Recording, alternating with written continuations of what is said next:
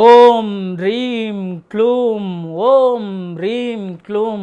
అరే బిడ్డ, నీకు లగ్గం అయితలేదని చెప్పినావు కదరా, ఇగో ఈ నిమ్మకాయ తీసుకొని దగ్గర పెట్టుకొని వండుకో. తెల్లాటకల కల్లా నిన్ను లగ్గం చేసుకోనికే పిల్లలు లైన్లు కడతారు. గది మన నిమ్మకాయకున్న పవరు అని కొందరు బాబాలు ఎట్లా చెప్తారో ఇప్పుడు సెంట్రల్ మంత్రి కూడా గదే బాబాల లెక్క చెప్తున్నాడు. మరి ఆయన బాధ ఏంది, అసలు ఏం చెప్తున్నాడో ఇందాం పాండి. ఓర్ని కథ సల్లగుండా గిదెక్కడి చిత్రము. బయట చిటపట ఎండలు కొడుతున్నాయి కదా, ఇక చిటపట ఎండలు కొడుతుంటే చాలా మంది శత్తిర్లు పట్టుకొని నెత్తి మీద బట్టలు వేసుకొని తిరుగుతున్నారు. కానీ కేంద్ర మంత్రి సారు ఏం చెప్తున్నాడంటే గవన్నీ ఏం అక్కరలేదట.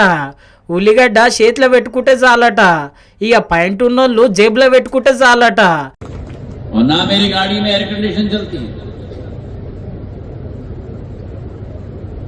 ना एसी के वातावरण में मैं बैठता हूं।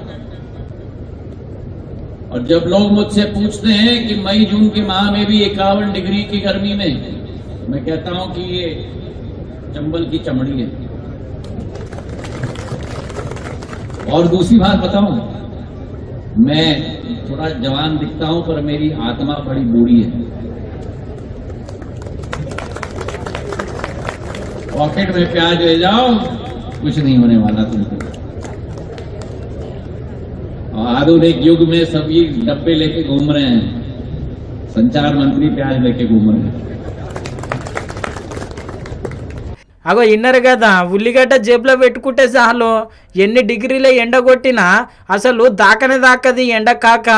మరి గంత పవర్ ఉన్నది ఉల్లిగడ్డకు అని చెప్పి మొత్తం మీద అయితే మాట్లాడబట్టి ఇక మరికి ముచ్చటిన్నాక మంత్రాలకు చింతకాయలు రాలుతాయా సారు? మరి ఉల్లిగడ్డ ఎండ కాకను ఆపుతుందా?